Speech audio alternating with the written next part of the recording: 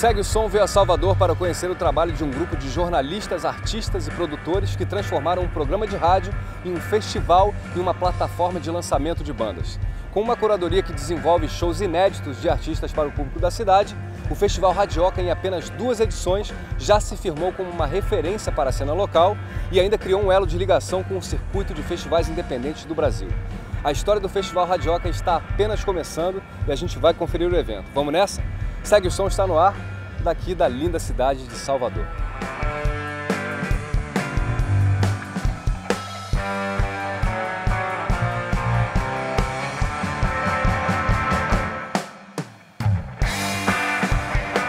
Estou aqui com Rony Jorge e Roberto Barreto, os idealizadores do Festival Radioca, que o Segue o Som veio cobrir.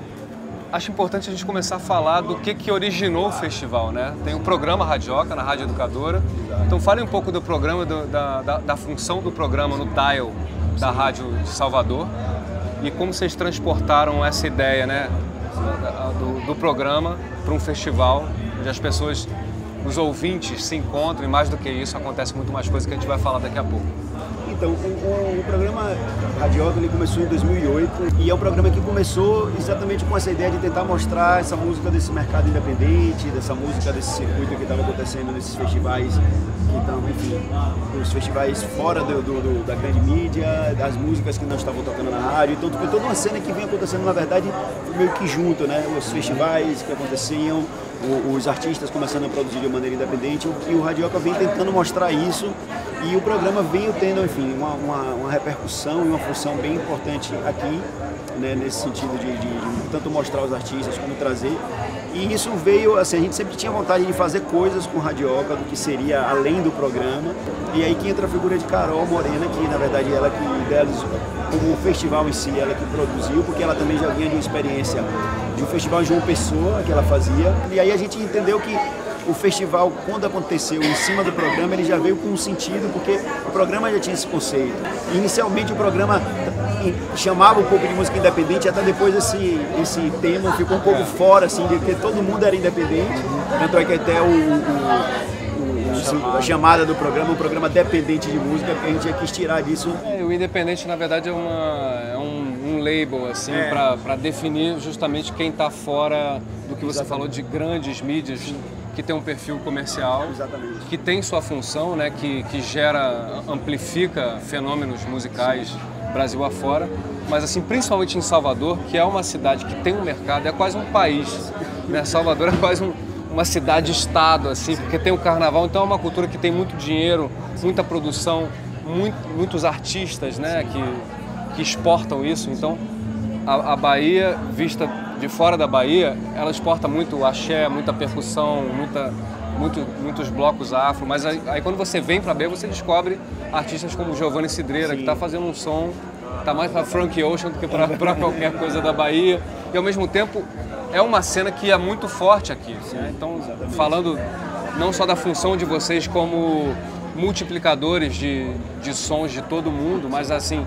eu acho que tem uma função especial para essas pessoas que não são mainstream poderem existir e ter um espaço mais vivo aqui dentro do mercado. Porque é isso, a Bahia sempre musicalmente foi muito rica, né? Artisticamente sempre foi muito rica.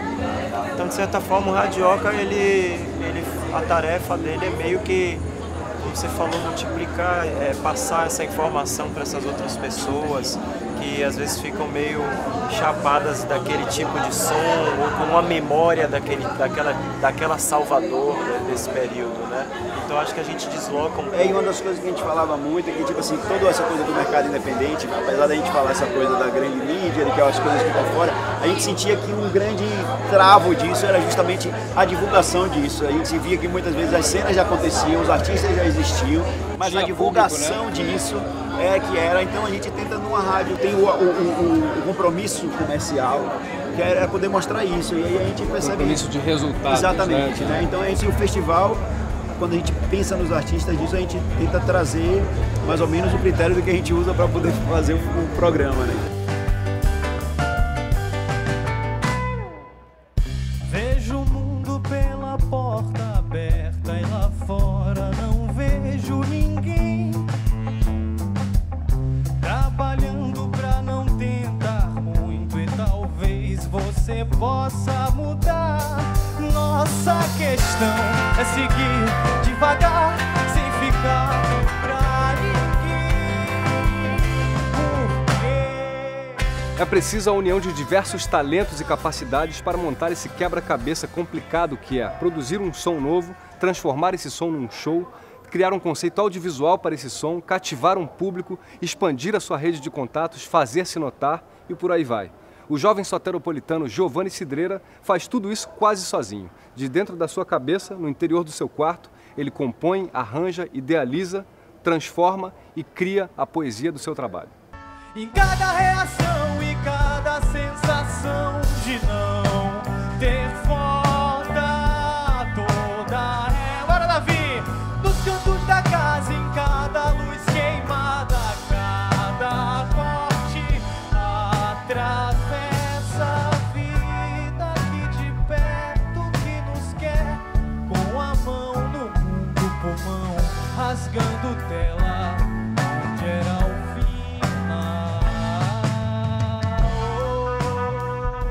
Giovanni, obrigado pela sua presença aqui no Segue Som. E foi interessante ver a dinâmica da sua música no show, que, enfim, exacerba coisas que dá pra ver nas suas gravações, mas no show você tem mais liberdade de criar esses arcos dramáticos nas músicas, né? Como é que você concebe o seu show, assim? O que tem de especial que é só seu no seu show, assim, que é uma contribuição que vem de você, além da banda, é claro? Eu acho que o principal de fazer um show é que, de repente, pra mim é o único lugar assim na minha vida em que eu me sinto realmente à vontade, sabe? Então aquele momento é um momento que você libera toda a sua angústia, todo o pensamento de coisas boas, de coisas ruins ali no palco. É o que eu mais gosto de fazer assim na minha vida. O resto, a sua carreira é um veículo para você estar ali no palco, é onde você completa o ciclo. Eu comecei a fazer música assim, né? Eu comecei primeiro a escrever uns pensamentos que eu tinha num caderno. E eram coisas que eu queria, que eu não tinha coragem para dizer, né? Nem me sentia à vontade para dizer a algumas pessoas. E eu comecei a escrever depois da aula de português de métrica, eu comecei a fazer umas rimas. E daí a música te leva, né? Quando você está envolvido de verdade, quando você faz de coração, a música te leva a conhecer as pessoas que estão que estão nessa também, tanto quanto você, né? Na verdade, a música para mim é um veículo mais de expressão mesmo, assim, de desabafo. E no palco, acho que isso é levado ao limite, assim. Eu não tenho limite nenhum no palco, eu quero explodir o mundo, eu quero pegar fogo ali dentro. Quem sofre sozinho, sofre calado, e é melhor assim.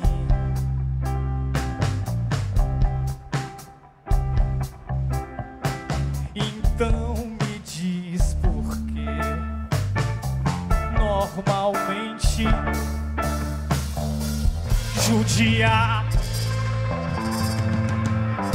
de mim. Eu não presto pra ninguém realmente.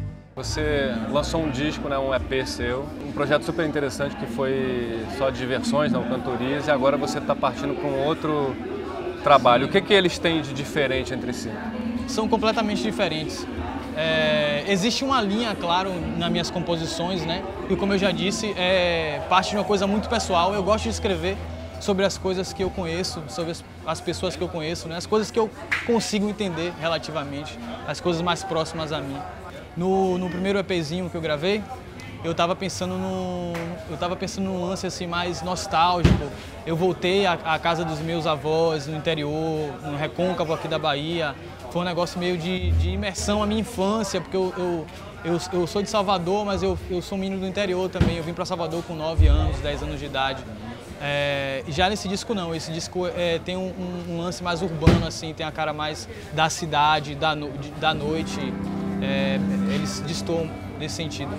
Eu li uma entrevista sua que eu achei interessante, uma declaração que você, tipo, pós toda essa ruptura que teve na indústria, nas gravadoras, você já pegou uma nova fase onde o fazer pode ser muito mais pessoal, né? Ficou muito mais vulgarizado a maneira de você gravar suas próprias coisas e você se expressar de uma maneira mais rápida, mais imediata. E ao mesmo tempo não ter expectativa em relação a uma gravadora te pegar, porque você não teve nenhum nenhum resquício disso na sua vida artística, né? Quando eu comecei, o que a gente pensava era só mesmo em gravar. A gente nunca pensei em indústria, na verdade. É uma coisa mesmo, assim, independente, né? Independente de qualquer coisa, sabe? Independente de não existir mais rádio, não existir mais TV, não existir mais nada. É o que a gente vai estar focando, eu vou estar fazendo para a vida toda, e foi assim. E sobre o Festival Radioca, assim, eu queria que você falasse da validade, da importância de ter um festival com esse perfil aqui, né, em Salvador, que é, enfim, é uma cidade super musical com um mercado próprio, mas não tinha um festival dedicado integralmente à música independente, digamos assim. Salvador estava precisando entrar nesse circuito de festivais, né? Porque aqui a gente produz muita coisa, e muita coisa boa mesmo. E precisa de um festival desse para mostrar um pouco, sabe? Escoar um pouco dessa produção, porque não para. E muita gente começou a ouvir a minha música, a música de uma galera aqui de Salvador que trabalha com música independente, a partir do programa Radioca, sabe? Você ganhou um prêmio na TV Educadora? Na TV Educadora, eles põem as músicas pra tocar, e tem entrevista, e tem pesquisa também, sabe? Sobre os discos, sobre tudo que tá rolando. Eles traçam um panorama, assim, do que tá rolando, não só aqui em Salvador, né? No Brasil todo.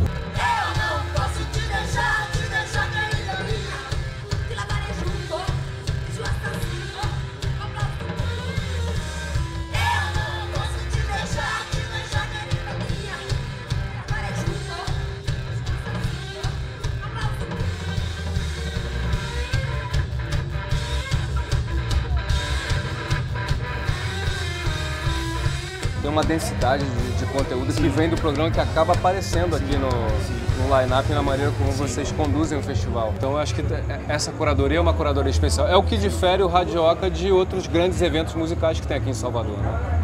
Eu acho que sim. O ano passado, que foi o primeiro ano do festival, a gente já viu que o festival já tinha uma cara no primeiro ano, que é difícil, assim, né? Você já tinha uma cara, assim, tanto nas atrações como no público. Vocês transmitiam, gravavam shows, passavam no programa depois? Gravavam shows, passavam na rádio, a TV gravava. O festival está ajudando o programa, vocês acham também? Ele está se retroalimentando? Como é o espelho do programa, né? Então as pessoas assistem os shows e aí começam a associar o nome. Tem um quadro no programa que a gente chama de árvore genealógica.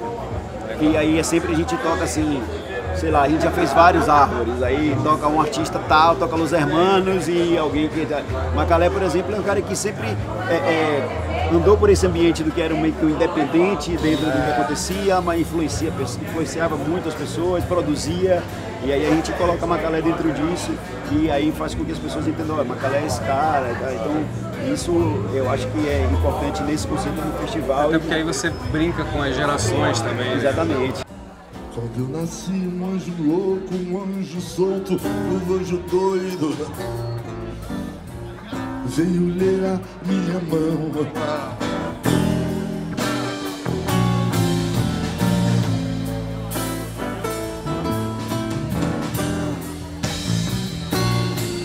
Não era um anjo barroco, era um anjo muito solto, louco, doido, torto, com asas de avião. E eis que o anjo me diz, apertando a minha mão, entre um sorriso de dentes, vários desafinar. O coro dos contentes vários desafinar. O coro dos contentes. Daqui a pouco a gente volta com mais Festival Radioca direto daqui de Salvador. Não sai daí. O circuito de festivais independentes do Brasil tem se fortalecido cada vez mais e a distância entre a programação desses festivais e o circuito de shows dos artistas mais populares também tem diminuído. É comum em festivais como o Bananada, em Goiânia, por exemplo, artistas como Caetano Veloso e Jorge Benjor dividirem a programação com bandas punk e artistas completamente alternativos. Em outro movimento, artistas completamente independentes como Tulipa Ruiz, Criolo e Emicida, que são parte desse circuito de festivais, estão se aproximando cada vez mais de uma abrangência maior de público e um reconhecimento a nível internacional.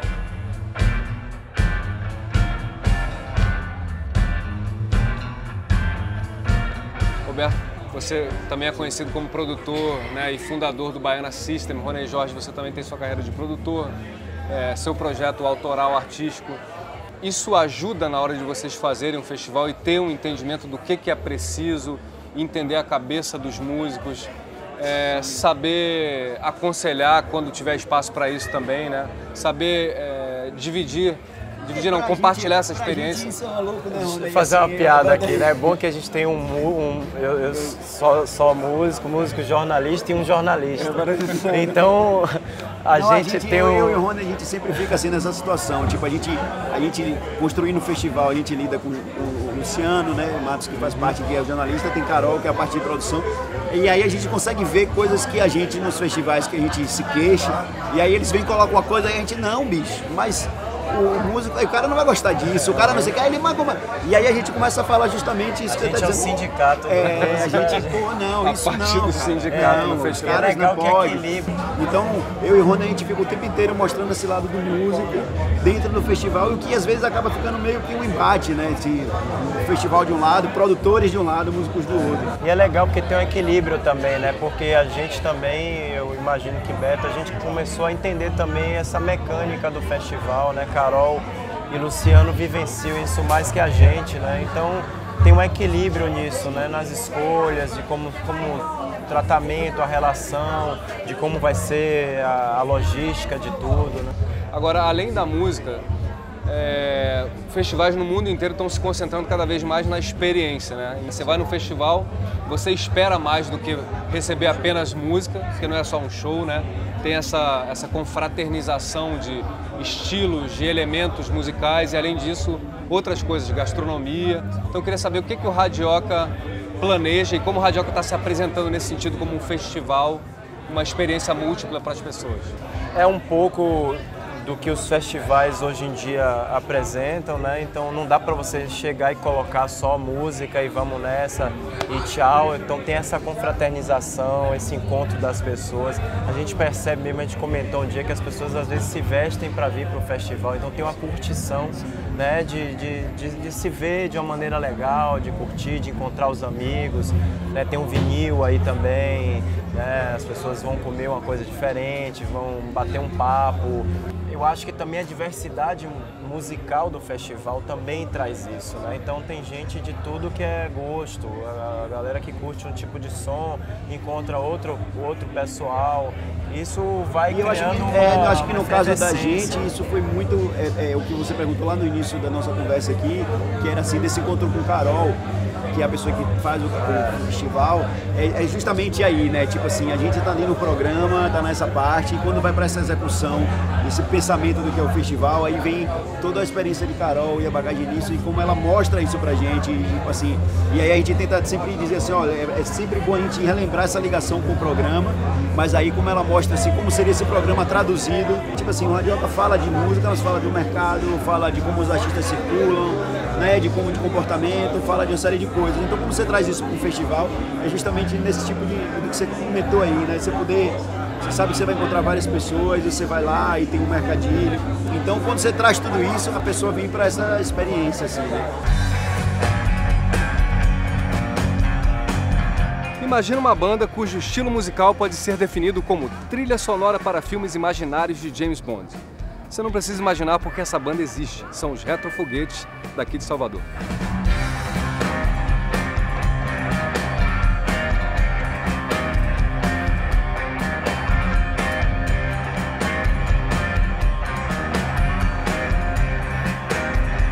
Queria começar perguntando sobre esse disco novo que vocês estão lançando, estão rodando aí direto, né? E é interessante o mote do disco, que é uma trilha sonora imaginária de filmes de espionagem, que é um tema riquíssimo, né?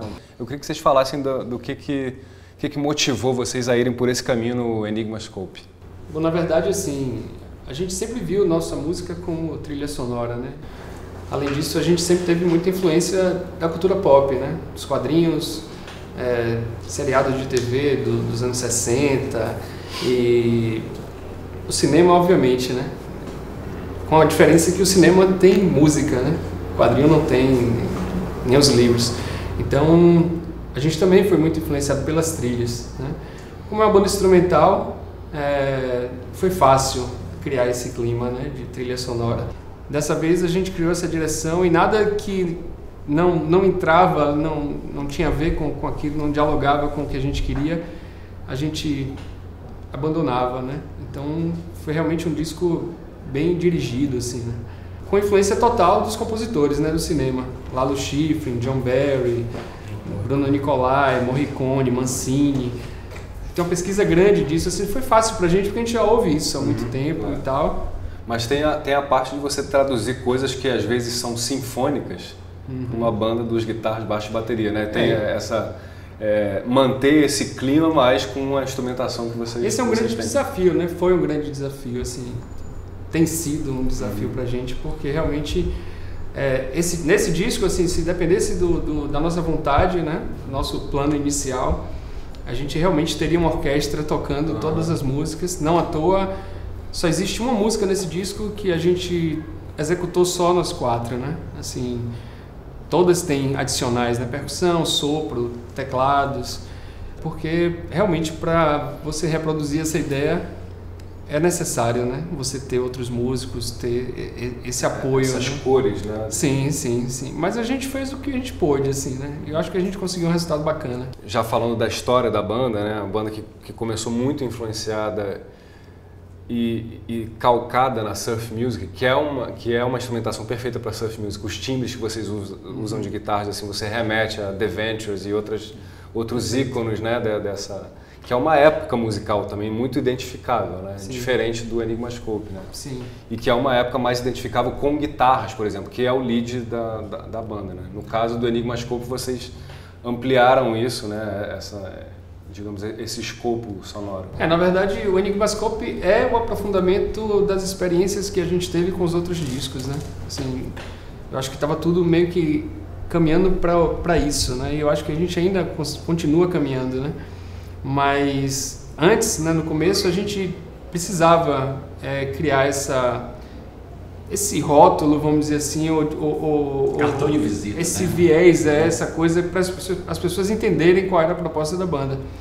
Então, a surf music nesse momento foi muito importante. Continua sendo, porque continua inserida no trabalho, só que dividindo o espaço com uma série de outros gêneros, né? E você já citou aí na primeira resposta quadrinhos, cinema, coisas muito, né, imagéticas, né, e uma estética muito forte. E você é designer, né? Eu queria que você falasse dessa sua experiência e, obviamente, como é que você traz ela para a banda, não só nos figurinos, obviamente, mas assim em toda a identidade visual que vocês criam. Na real, quando eu procurei Morotó para montar a banda, né? Nós somos os únicos da formação original. Que era um trio, né? Original. Era um trio, exato. Quando eu procurei os caras para montar a banda, eu já tinha tudo na minha cabeça, né? Assim, ser uma banda que tem toda uma referência no passado, né? Não só musical, mas estética. Mas com um olhar mais para o futuro, assim, né? Por isso Retrofoguetes, né? O nome é um nome que traduz mesmo o conceito, assim, né? Tipo uma coisa que está lá atrás, no passado, mas tem uma pegada futurista, vamos dizer assim. E aí foi fácil, assim, porque é uma estética que agrada muito a gente, né? Então, eu já estava muito imerso nessas referências, então para mim foi muito fácil, assim. Mas vocês acham que para uma banda instrumental esses outros elementos eles se tornam mais importantes porque eles ajudam a traduzir, a chamar a atenção das pessoas? É mais um assunto, né? É mais um assunto, exatamente. Já que você não tem um veículo que é a voz, que, né? Claro. As pessoas gostam de cantar junto às coisas. Então, quando elas não têm o que cantar, o que elas fazem? Elas se apegam a uma estética, né? Então essa estética ela fica mais necessária. Fazer música instrumental é muito difícil, cara, assim, né? É muito difícil. E a gente é precursor, né, do rock instrumental aqui em Salvador. Até então, a música instrumental estava restrita ao jazz e a música erudita. E demorou um pouco para as pessoas entenderem isso, né? E tipo, dá para dançar música instrumental, né? Dá para ir para um show e curtir uma banda instrumental. Uma vez me entrevistaram em Minas Gerais, no Campeonato Mineiro de Surf e tal, que é um festival de surf music que tem lá. E a moça lá me perguntou, por que montou uma banda instrumental? Eu falei, não, por causa do dinheiro, assim, a gente montou isso porque a gente quer ficar rico. Um nicho de mercado, né? E eu não desmenti não, eu falei sério e ela aceitou.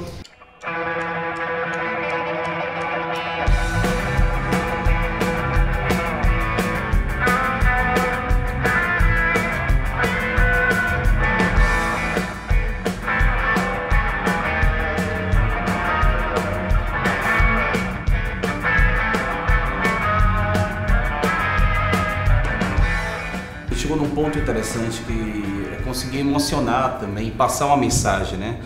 Porque a gente não poderia ser um Chico Buarque, escrever muito e emocionar as pessoas, e a gente consegue hoje, eu acho, fazer esse trabalho, passar essa mensagem, assim. Tem sempre uma coisa que a gente cita nas entrevistas, foi de um deficiente visual, ele escreveu uma carta, um e-mail, eu não lembro muito bem. Foi e-mail. Foi e-mail.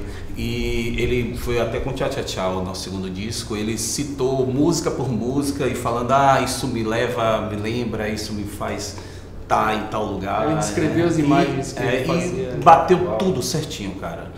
E eu acho que com o Enigmascope também tá rolando isso, assim, tem recebido esse feedback, assim, que é interessantíssimo, né, de você... Super interessante mesmo. Mas a gente concorda completamente com o que você falou, assim, é um recurso mesmo para você atrair a atenção, para você...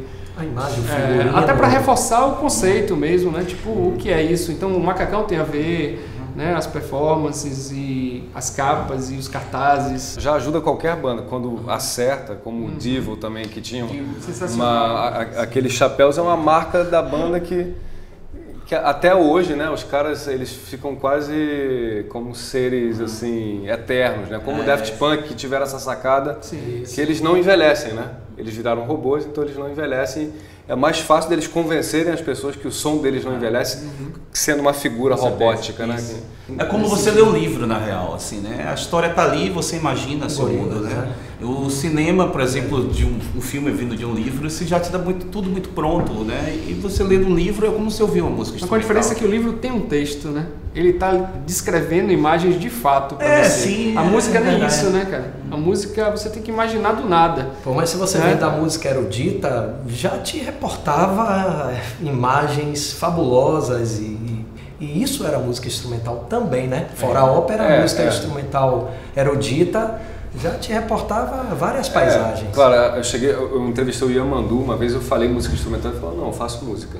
Exatamente. Eu só não canto. A galera separou muito isso e eu concordo com o Ian Mandu. Música é música. E ele ao mesmo tempo deixou aberto. Se um dia eu quiser falar no meio de uma... Eu vou falar. Até hoje não me ocorreu, mas eu achei interessante ele como instrumentista falar isso, porque na verdade é um bloco sonoro que vocês criam, que tem uma identidade, e essa identidade não passa pela voz ainda. Quem sabe um dia, né? Tem momentos assim, o que é aquela música The Greatest Gig in the Sky do Pink Floyd? É uma música sem letra, mas com voz, que entrou num disco pop, né? Então não tem regra, né? Mas assim, o desafio para o público é muito grande. Na verdade, a gente já usou a voz como instrumento, né? Assim, sem texto, né? No primeiro disco tem uns vocalizes, tem umas coisas que Nancy fez no Symphonic, é quase um solo, né?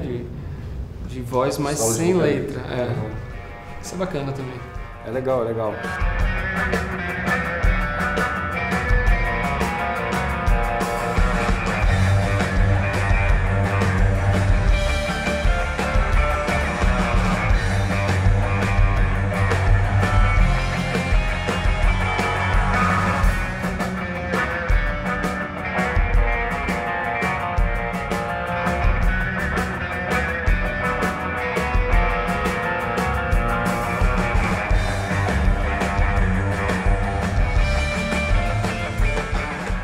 A gente tem 15 anos, a gente tem 3 discos gravados, a gente já fez isso, aquilo, né?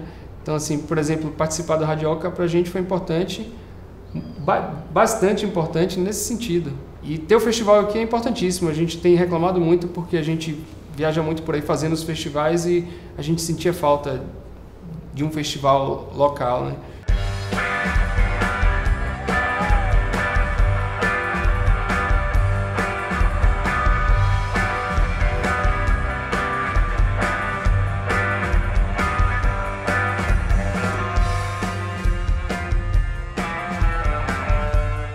Daqui a pouco a gente volta com o som de raiz negra da banda Aláfia de São Paulo e mais shows exclusivos do Festival Radioca. Não sai daí! Pelas nossas contas, pelo nosso toque, nosso fio desencapou. E você não escapa do choque, com a nossa rapa você não escapa. Com a nossa rapa você não escapa. Nós estamos além desse mapa, não cabemos na tua colheita, não vestimos tão como essa roupa. Nossa rapa é muito preta, não nos damos com os seus demônios, decapitamos o teu tapete. Decapitaremos o teu capitão, decapitaremos o teu capitão, decapitaremos o teu capitão. Essa é a banda Aláfia, a gente está aqui com eles no Festival Radioca. Obrigado aí pela presença de vocês. Vamos começar falando sobre o conceito da banda e o nome da banda, né? Aláfia pode ser traduzido como... vem do Yorubá, mas pode ser traduzido como o quê? Aláfia é uma palavra que tem algumas línguas, não só o Yorubá, né? Algumas línguas do oeste africano e no árabe também. E essa palavra tem a ver com felicidade, com plenitude, e a gente costuma traduzir como caminhos abertos. Maravilha. E como é que surgiu a banda? E junto com ela, você já falou em outros momentos que brincou com a palavra banda e bando, né? Uma galera que se junta e tem um conceito não só musical, mas para além da música, um conceito de valorização das matrizes negras na cultura brasileira, não só no Brasil, né, como no mundo. Eu queria saber se isso veio tudo ao mesmo tempo, a parte musical e a parte da necessidade de falar, de conceituar isso, veio antes ou depois ou ao mesmo tempo que a música? Essa questão do bando, primeiro, eu falo mais ou menos por entender que a gente, por ser bastante gente, ainda se sente se acompanhando em vários outros movimentos que as pessoas daqui de dentro da banda fazem e que, somando com outras ainda, podem é vamos dizer assim, um bando em processo, sabe? Tem possibilidades múltiplas de agrupamento desse bando, né? E frentes. Essa coisa que você falou do discurso, vamos dizer assim, verbal e musical, né? A gente sempre achou que é uma coisa só, que não tem como desassociar a estética de política, né, vamos dizer assim. Então, desde que o Aláfia começou, já existe essa preocupação. E depois que a gente começou e foi para a rua com esse trabalho e percebeu que algumas pessoas que fazem parte do mesmo movimento, vamos dizer assim, que a gente se identificava com o que a gente estava falando, também a gente pisou um pouco mais fundo, né? Foi um pouco mais direto, vamos dizer assim, que o segundo disco, Corpura, ele é um pouco mais direto no que se refere ao texto e a essas questões. Isso está desde o início da banda, né? Essa característica de mostrar, de apresentar, de valorizar as matrizes africanas no som de vocês e, consequentemente, o papel delas na formação da cultura brasileira. Né? O fato de trazer à tona essa raiz, né, de deixar, que é uma coisa latente em qualquer gênero musical brasileiro, vai ter essa raiz, né? Só que afirmar essa raiz, colocar na cara, né, e falar dela e tudo, é um gesto que com certeza tem a ver com o que você está falando, porque esse tipo de expressão na música popular brasileira, na música pop em geral, ele, em termos de planos, ele é colocado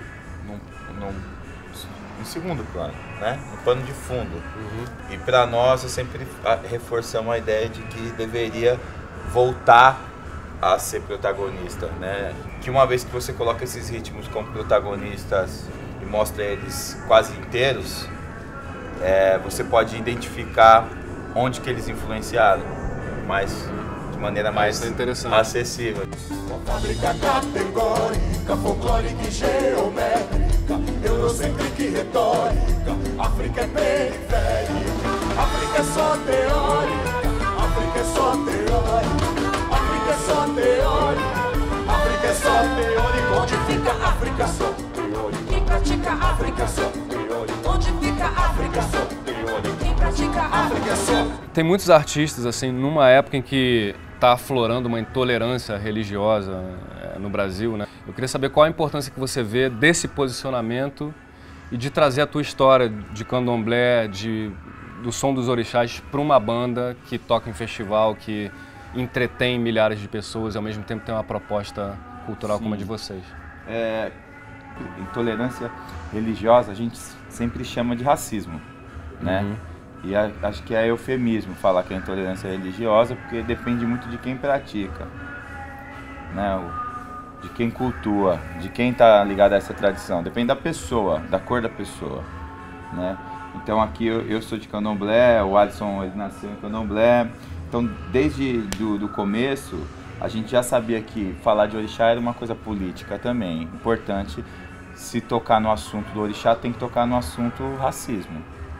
Esse era um ponto já de saída nas reuniões que a gente fazia no começo, a gente falava disso. Toma sotaque de Araque, usa almanaque pra quê? Toma sotaque de Araque, usa almanaque pra quê? Toma sotaque de Araque, usa almanaque pra quê? Toma sotaque de Araque, usa almanaque pra quê? Pra quê? Mulher da costa, que não gosta pular. Pra quê? Mulher da costa, que não gosta pular. Falecer o império achante,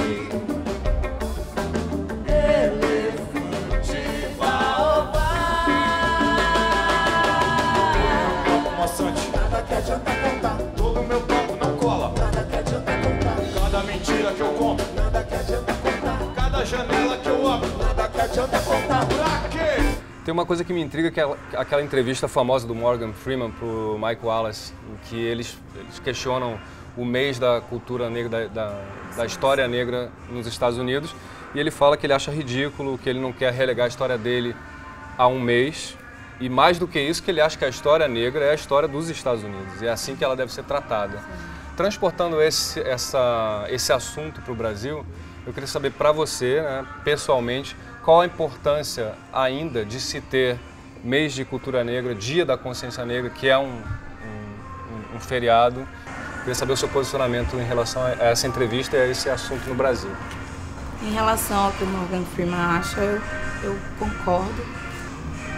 As estruturas sociais, elas estão baseadas nas diversas áreas da cultura negra, a culinária, a música, a história, né? O Brasil foi fundamentado, a gente está dentro de um espaço que provavelmente foi construído por negros escravizados. Então, eu acredito que o mês da consciência negra e o Dia da Consciência Negra é extremamente necessário, porque como países que já tiveram esse tipo de situação horrorosa em relação à humanidade, como a Alemanha tem o Memorial do Holocausto, o Brasil não se envergonha dessa herança tenebrosa, e a gente não tem um memorial para falar e para lembrar para a sociedade que isso não foi uma coisa boa e que a gente tem isso até hoje, né? Essa herança da escravidão se reflete até hoje. Então vamos supor que o dia 20 de novembro seja o nosso memorial, mas a gente precisaria falar mais disso durante o ano, porque o mês da consciência negra passa, nós continuamos sendo negros e sofrendo, eu digo nós todos, né? E a ignorância nesse sentido impera porque a gente não tem uma educação voltada para que haja essa reflexão. Um mês é pouco para a gente falar e refletir e tentar, dentro do nosso trabalho de formiguinha, educar, né, as pessoas a respeito do que significa o racismo, que é estrutural, que não é, a gente entende como racismo se você me atacar e me chamar de macaco, saca? Só que o racismo está em todos os lugares. Ele está na falta de emprego para as pessoas negras, falta de qualificação. Ou salários mais baixos. Salários mais baixos, essa cadeia, né, que a gente conhece que desprivilegia a pessoa de pele preta. Então são muitas questões para a gente abordar, para a gente ter só um mês. Mas esse mês é super importante. Então, tipo, nós estamos aqui com a nossa banda, nos apresentando, reafirmando o nosso discurso, saca? Mas estamos ainda no nível do entretenimento. O preto ainda é entertainer, saca? A gente ainda está caminhando lentamente em busca dessa equidade nas estruturas. O preto precisa estar nas estruturas para que a gente consiga nivelar mesmo e consiga, inclusive, falar de igual para igual nesse sentido, saca? Mas musicalmente, você usou uma palavra interessante que é entretenimento, mas musicalmente você tem exemplos de artistas, muitos artistas brasileiros que abordam esse tema e que conseguem usar o entretenimento como ferramenta, que eu acho que é isso que vocês fazem também. Sim. Vocês usam essa janela de comunicação do entretenimento como uma ferramenta para conscientizar sem que isso seja uma forma forçada de conscientizar. Fique uma forma natural das pessoas terem seus próprios insights a partir do que vocês estão falando. Eu concordo e não concordo também, porque eu acho que o que é natural pra gente, muitas vezes, já está tão imposto que é mais fácil a gente aceitar um preto no palco do que um preto médico, saca? Uhum. Dentro do Aláfia, Jairo, não tem como desassociar esse trabalho. Desde o princípio, isso daí sempre foi a discussão sobre o racismo, a discussão em como colocar isso, em como levar isso para as pessoas dentro da banda e para além da banda, né? Isso daí sempre teve presente. O disco da Aláfia tá ali, você escuta o disco da Aláfia, você assiste um show do Aláfia e coletivamente é uma banda que cada um está trazendo a sua representatividade e o seu embate para dentro da discussão e também para o fortalecimento de uma consciência coletiva contra esses tipos de opressão, né? Então, estar aqui em Salvador tem sido um presente para a gente sempre desejou estar aqui. Bahia, oh África, vem cá nos ajudar. Força baiana, força africana, força divina, vem cá, vem cá. É com muito prazer que a gente está aqui. Boa noite, Salvador, Bahia! É com muito prazer que a gente está aqui, é um sonho. Desde o primeiro show, a gente queria chegar na Bahia. E da Bahia à África. Galera, falando do som da banda e das influências, eu queria saber como é que é construir um som tão entrelaçado quanto o de vocês, que tem diversas referências. Isso é muito bom porque você consegue identificar funkadelic, afrofuturismo, afrobeat, obviamente, candomblé e essas coisas todas. É um desafio juntar tudo isso de uma forma orgânica e, ao mesmo tempo, juntar tanta gente, tantas cabeças pensantes, tantas opiniões num som. Como é que isso é feito? Cara, não é, difícil, é fluido. Porque as composições, elas não são feitas pelo grupo, né? A gente apresenta coisas mais individuais e vai tocando a partir de sugestões de arranjo, né? Então, meio que já vem desenhado onde quer chegar e por que tocar aquela música já faz parte de, vamos dizer assim, de uma pauta. Então, a música, ela entra no nosso repertório a partir de um recorte de tipo, ó, precisamos falar disso, precisamos de um som assim, sabe? Acho que combina com esse momento, essa música. Então, eu acho que é isso, é bem ter um senso, uma direção bem norte, quase fixo. E nós estamos transitando nesse espectro aqui. É o que acaba criando a identidade da banda, né? Isso, e esse espectro ele é grande, amplo, mas no fundo ele é a mesma linguagem.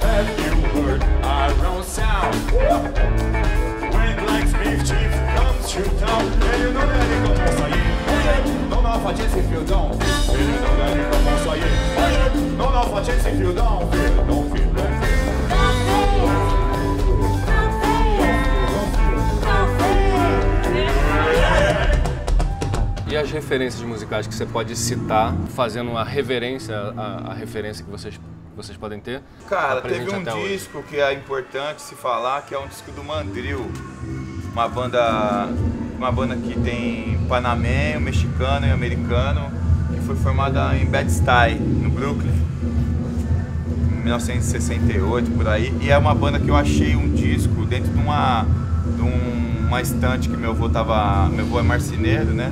E tava arrumando essa estante. E tinha um disco Bidu, do Jorge Ben, e esse disco. E aí eu nunca tinha ouvido falar, eu era bem novo mesmo. E a banda é uma banda que tem um som muito específico e que eu consigo entender que eu queria fazer um som igual aquele. E eu acho que as pessoas que conhecem Mandril reconhecem no Aláfia um pouco do Mandril.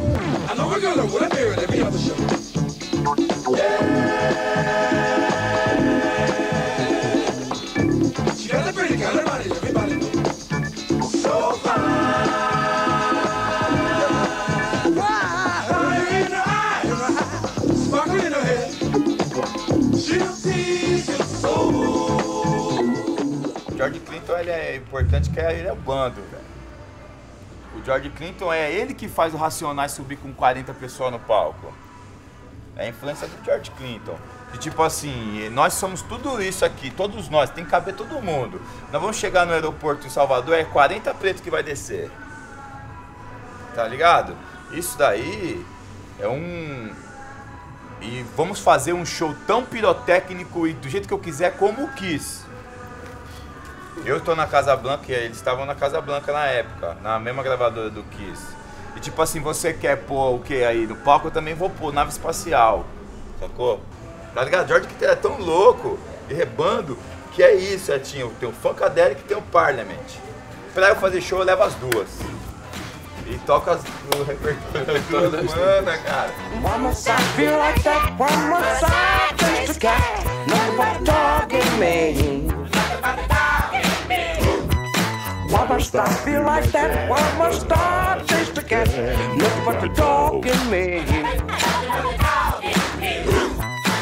One more star, feel like that. One more star, chase the cat. Look but the dog in me. Não, é importante falar do George Clinton, como você falou. E eu queria saber no Brasil, você citou rapidamente o Bidu do Jorge Ben, mas se tem algum outro artista que vocês se identificam, pode até ser um artista de hoje, que estão na mesma caminhada que vocês, que tem importância também nesse papel de valorização da cultura negra? Falo e acredito que a banda entenda e corrobore que Gilberto Gil seja um nome para nós de uma expressão máxima de toda essa fluência e alquimia musical aqui no Brasil, porque o Gil ele entende todos esses movimentos fora do Brasil. Mas experimentou todos eles, né? Sente, pulsa junto com os caras, é contemporâneo aos caras e sempre, tipo assim... Colaborou com vários ícones, tem né? momento na história do Fespacô que o Gil, o Stevie Wonder, Fela Kuti lá no Shrine, na Nigéria, em 76. Imagina a efervescência. E tipo, o Gil voltou e fez o Refavela, quer dizer, já fazendo link sempre. Tanto que... salto, aí ele fala, de uma Nigéria de Benin. Realmente eu acho que o Gil é um ser luminoso mesmo, né? Ele está aqui, né, conectando a gente com uma inteligência de vários lugares, de vários aspectos. Muito bom. Bom, pra gente terminar, obrigado pela presença de vocês. Queria que vocês mandassem um salve pro Segue o Som, a banda Aláfia. Segue o som! Aláfia, obrigado.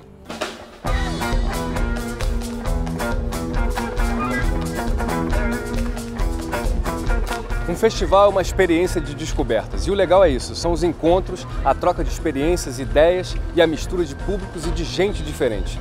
No Festival Radioca, essa mistura se dá em todos os níveis e essa troca vai desde o camarim nas resenhas entre os artistas e convidados até a catarse coletiva do público experimentando cada novo som apresentado no palco. Tudo isso tendo como pano de fundo o Caldeirão Musical de Salvador, que é uma das cidades mais inspiradoras para os músicos. Então é isso. Nesse clima de alegria, o Segue o Som vai ficando por aqui e a gente se vê na próxima. Obrigado. Tchau.